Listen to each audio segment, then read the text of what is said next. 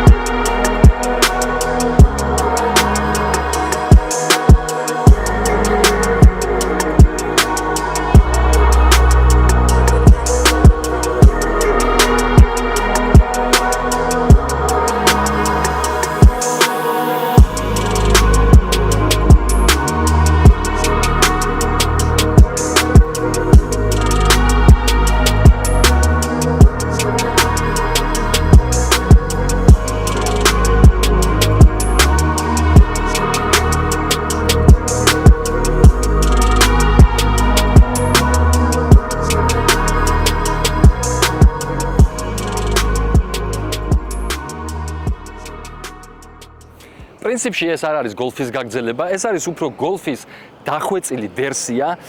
კონკრეტულად ამ მანქანის ძრავი არის 2.0 ტურბოდიზელი, არის სხვა ვერსიებიც, რა თქმა უნდა, ბენზინი. ის არის 2014 წლიანი, წინა წამყვანი თვლები, ყველამ ვიცით. Volkswagen-ი საკმაოდ ძლიერი და დიდი კომპანია არის, ის დაფუძნდა 1927 წელს. დღეს მის წარმოებაში არის ძალიან სერიოზული ბრენდები, როგორიც არის მაგალითად Audi, Bentley, Lamborghini-ც კი, Seat და ასე შემდეგ, ასე შემდეგ. მოკლედ, კონკრეტულად ამ მოდელზე რო ვისაუბროთ, ჩემო მეგობრებო, რა განსხვავება არის ამ მანქანასა და ჩვეულებრივ Golf შორის. პირველ რიგში, დიზაინი არის ძალიან კარგი. Golf-თან შედარებით საკმაოდ დახვეწილი. მისი დაკიდების სისტემა არის აბსოლუტურად სხვა. დისკებზე მინდა გავამახვილო ყურადღება, ესე იგი, ქარხნული დისკები აქვს, მაგრამ საკმაოდ ლამაზი არის ეს ქარხნული დისკები და უხდება. მისი ფორმები არის საკმაოდ ნორმალური, რასაც ვხედავთ და რასაც ვუყურებ და ვაკვირდები. მე მომწონს მისი დიზაინი გარედან, თუმცა ერთი რაც არ მომეწონა მე ამ მანქანის ტარებისას, ის არის რომ შიგნიდან კაპოტი საერთოდ არ ჩანს და თითქოს პირდაპირ ასფალტზე გიდევს თავი, ესეთი შეგრძნება დამრჩა. შემდეგ მეორე კიდე რაც არ მომეწონა, აქვს სასწაულად ცუდი ხმა, მოკლედ იქიდან გამომდინარე რომ ის არის დიზელი და ყველა დიზელის დედაშევეცი. თუმცა მაინც არიან ადამიანები, რომლებიც უპირატესობას ანიჭებენ რატომღაც დიზელს და მე რო შემეკითხოთ, ჩემთვის პირადად, მისი უპირატესობა, ანუ დიზელის უპირატესობა არის ის, რომ კონკრეტულად ეგ მანქანა წვავს ქალაქში 5 litrს. საკმაოდ ეკონომიური არის. მოდით ახლა ჩვენ ავხადოთ კაპოტი, ვნახოთ კაპოტის ქვეშ რა იმალება და რა არის. პირველად ვნახავ ახლა მეც თქვენთან ერთად, არ მინახია აქამდე და რავი, შევხედოთ. ვიზუალის მაინტერესებს სხვათა შორის თუ როგორი იქნება ძრავის ვიზუალი. აბა ვნახოთ რა არის შიგნით. არც ვიცი როგორ უნდა ავხადო. აჰა, მოიცა? აჰა, ნახე. და რამძიმე არის, მოკლედ. კაპოტი საკმაოდ ძიმე არის. ამ მანქანის წონა არის დაახლოებით იწონის 1500 კილოგრამს. აი ეს არის მისი ძრავი, რას გავს, რა არის ეს? აი მიტო ვამბობ რა, დაილოცოს ბენზინი რა, დედას გეფიცები. ეს რა არის? ეხლა ამას მე დარწმუნებული ვარ, ქარხნულად უეჭველი ექნებოდა თავის ხუფი პლასმასის.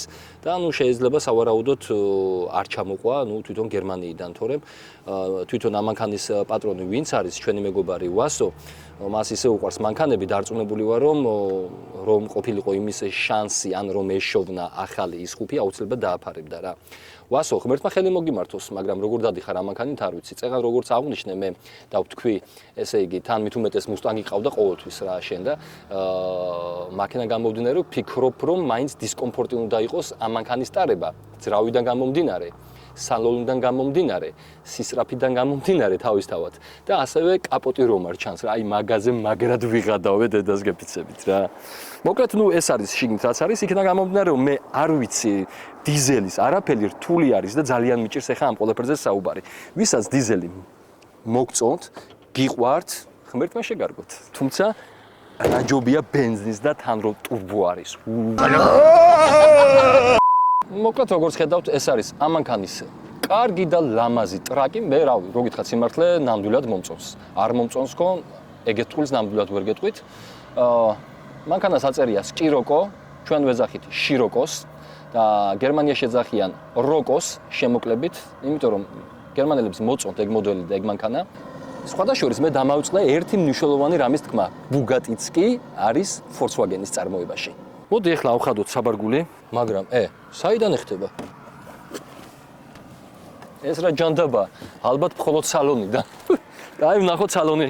2000 years later. ბიჭო, ვასო, ძმობას გაბიცებ, სადა აქვს ამას ისა საბარგულის გასაღები? გარედან არა აქვს. რა უბედურება, ბიჭო, რა მანქანა გამომატანე რა არის ეს? ჩემი დედას პიცა ვარ, გავგიჟდი კაცი რა. მომწერე ძმობას გაბიცებ. მოდი საბარგული არ ეხება ამას. ბიჭო, არა შანსი არ როგორ არ ეხება. მომწერს ახლა. ლოგო ამოწია საბარგულზე რუაკ ზნაჩოკიო. ეს არის.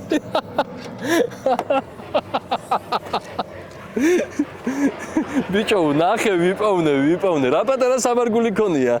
მაგრამ პრინციპში ერთი პატარა კაცი შეიძლება რომ აქ მოიპარო სადმე ვინმე საცემი ყავს ან რაღაცა გაგაბრაზებს, შეგიძლია ჩასვა შიგნით, მოკუზო, წაკუზო და წაიყვანო ტყეში და რავი, რაც გინდა ის უქნა. ალბათ უბისწავლე გაღება ვნახოთ. საბა. ჩავკუჭე 1.90-იანი კაცი ჩავკუჭე იმენა შიგნით რასაც ქვია. საბა, როგორ გძნობ თავს? გადი გამანე, თავი გიჟი ხარ, შენ ამას არ იმუშავთ არა. მოკლედ, ასე არის თუ ისე არის. გაჩვენეთ საბარგულის მოცულობა, არ არის მთლად ისე პატარა, როგორც გვეგონა, თუმცა Subaru-ს რა თქმა უნდა ვერ შეედრება რა. იმიტომ რომ შეგიძლია Subaru-თი წახვიდე მთაში, დარჩე კიდევაც 2 დღე გინდა, 3 დღე გინდა, უკან შენთან ერთად შეგიძლია მეორე ადამიანიც დაწვეს, რასაც ვერ ვიტყვით კონკრეტულად ამ მოდელზე. მოკლედ ახლა ჩვენ ვნახოთ თუ რა ხდება სალონში. რამდენად დახვეწილი არის, რამდენად კარგი არის, რამდენად ლამაზი არის. ამ ყველაფერს ახლა მე თქვენ გეტყვით. მოკლედ, რა შეეხება სალონს. რომ გითხრათ რომ რაღაც საშინელება არის, ნამდვილად არა, ნორმალური არის, ახლა ყოველდღიური მანქანისათვის საკმაოდ კარგი არის. ბიუჯეტიც ახლა ამ მანქანის არ არის ისეთი რომ რაღაცა იგი საოცარი მოთხოვო. მოკლედ, ამ მანქანის მწარმოებელს ნორმალური არის, რაღაცა აი მამაკაცური ისა აქვს, როგორ გითხრათ, შეხედულება. ხარისხს რაც ეხება, ნორმალური არის, არ არის ცუდი. თუმცა ეს Golf-ს აქვს. აი, რაც Subaru-ს არ აქვს, აი Golf-ს აქვს. ჭრიჭინის ხმა აქვს. აქ თავისთავად დაიწერება საკმაოდ ბევრი მინუსი და ქულები დააკლდება ამ მანქანას ჩვენი შეფასებისას. მაგრამ რაც მომწონს, აუცილებლად უნდა ვთქვა, ხარისხი თვითონ სავარძლის ტყავის არის ძალიან კარგი, თვითონ მოყვანილობაც საკმაოდ სპორტული არის და კომფორტული, ეს ძალიან მომწონს. შვენივრად ვზივარ, მოსახვეებშიც კი იმდენად არის წელზე შემოხვეული და შემორტყმული აი ეს ამოწეული ფორმები ამ სავარძლის, რომ მოხვევის დროს შესახვევში, ანუ საკმაოდ კომფორტული არის და გადახრას იმდენად ვერ გძნობ. იქიდან გამომდინარე, რომ ჯერ ამ მანქანას მართლა რაც აქვს კარგი დაკიდების სისტემა, ქარხნული უკვე არის ძალიან მშვენიერი და კომფორტული და ამ ყველაფერს კიდევ ეხმარება უკვე ეს სპორტული სავარძლები, რომელიც მე ძალიან მომწონს. აი სავარძლებს მართლა ყოჩახ დაუწერდი ძალიან დიდ ქულას. მთლიანობაში ეს მანქანა, მეგობრებო, არ არის ცუდი მანქანა, ესე ყოველდღიურად რომ იაროს ადამიანმა, თუმცა ერთი დიდი მინუსი რაც აქვს, რომ არის დიზელი. და სხვათა შორის ახლა მე მინდა აი ამ მანქანის ძრავის ხმას მოусმინოთ.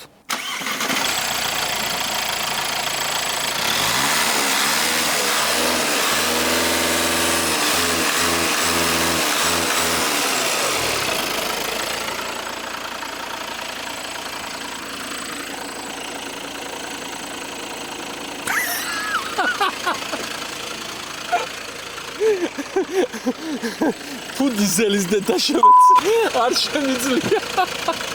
ეს როგორ უნდა მოგწონდეს ბიჭო, აი ვერ ხვდები. აი დიზელი რატომ მოგწონთ რა? მით უმეტეს ესეთ პატარა მანქანაში. დიზელი კიდე შეიძლება მიკროავტობუსზე, კი ბატონო, დიდ ავტობუსზე, დიდ მანქანებზე, ტრაილერებზე, ტრაქტორზე ბაზარი არა.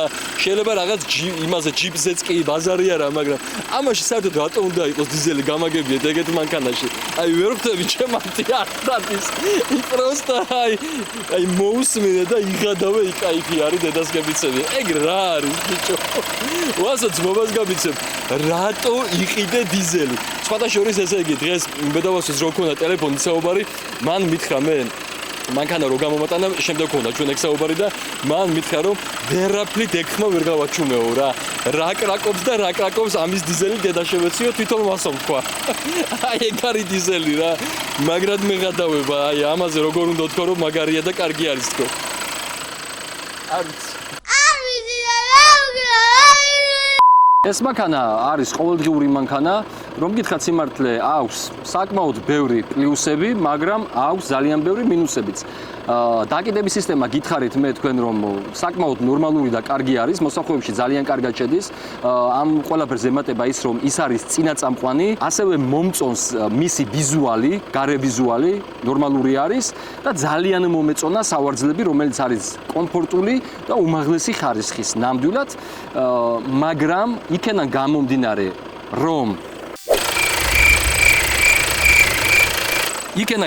რომ აი ეს ხმა აქვს, ამიტომ დაუწერ რა თქმა უნდა დაბალ ფულებს. ვერ გეტყვით ეხა 10-დან რამდენად შევაფასებ, რა თქმა უნდა ეს არის ჩემი პირადი მოსაზრება და აზრი, შეიძლება ვიღაცას დიზელი ისე მაგრად მოწონს და უყვარს ღმერთმა შეარგოს, 10-დან 10-ს კი დაუწეროს. თუ გინდათ ეკონომიური მანქანა, პრინციპში გირჩევთ და შეგიძლიათ იყიდოთ. თუმცა ჩემმა მეგობარმა ვასომ რატო იყიდა, როცა ყავდა მას ყოველთვის მუსტანგები და ბოლოს ყავდა GT 500 ცხენიანი ძალიან მაგარი მანქანა, იმის შემდეგ რატომ გადაწყვიტა ამანქანის ყიდვა, ნამდვილად ვერ გეტყვით. ეს მისი ალბათ ან გემოვნება არის, ან შეიძლება უკვე ნანობს კიდევაც რომ შეისყიდა, დანარჩენი თქვენთვის მომინდია, გინდათ იყიდეთ, გინდათ არ იყიდოთ. არ ვიცი, მე არ ვიყიდედი ყოველ შემთხვევისას. მოდით ახლა ხუმრობა იქეთ იყოს და პრინციპში მთლიანობაში ცუდი მანქანა ნამდვილად არ არის. ამას არ ვამბობ იმიტომ რომ არის ეს ჩემი მეგობრის მანქანა, არა, ნამდვილად გეუბნებით ყოველდღიურად რომ იაროთ ამ მანქანით არის საკმაოდ კარგი, ქალაქში არის ასევე ეკონომიური. პრინციპში ვისაც გოლფი გიყვართ, იმას ვერ ხვდები გოლფი რატომ უნდა იყიდოთ, როცა არის მისი გაუმჯობესებული ვერსია. 2014-2015 წლიანი გოლფების ფასთან შედარებით დაახლოებით $1000 მეტი ღირს ეს მანქანა, ამიტომ გოლფის მოყვარულებს გირჩევთ რომ ჩამოიყვანოთ ეს მოდელი შიროკო, რომელიც ვიზუალურად ბევრად უფრო დახვეწილი და ლამაზი არის ვიდრე ჩვეულებრივი გოლფი. საბა, ყავა ხომ არ გინდა? ხო და მაშინ ერთი კარგი ადგილი ვიცი და იქ წავიდეთ. PC-ის თუ გინდა, ტუალეტიც არის იქ.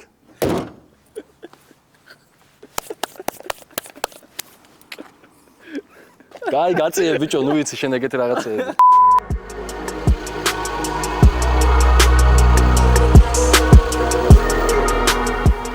მოვედით ხაზა კომპანია 13-ში, ამ დრაივის მარკეტ დრაივის სახელი არის კაპიტალი ნომერი 2, სადაც კეთება ძალიან მაგარი ყავა, კარგი ხარისხის და ეხლა ჩვენ დავაგემოვნებთ ასევე საბა შეგიძლია ქნა PC შიგნით.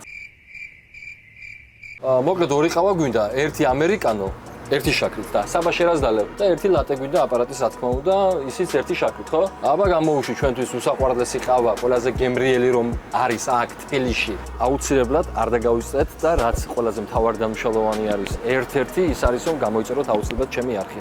ამ ადამიანის არხის გამოიწერეთ. ბარათი დამრჩა, ამიტომ ნახს მოგცემთ. უმასი მადლობა მარია, თქვენი მომსახურება მომწონს.